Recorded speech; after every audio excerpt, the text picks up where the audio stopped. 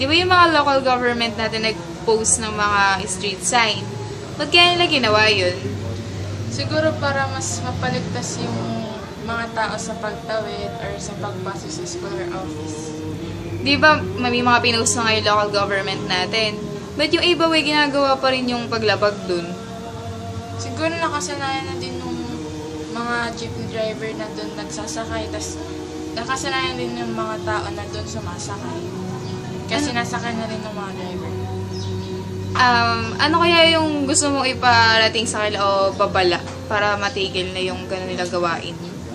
Dapat sumusunod na lang sila para mas maging ligtas sila tsaka hindi sila mahuli ng mga polis. May kilala ka pa bang mga tao na sumusunod sa ganong batas? Meron, siguro yung kakaunti na lang. Sige, thank you.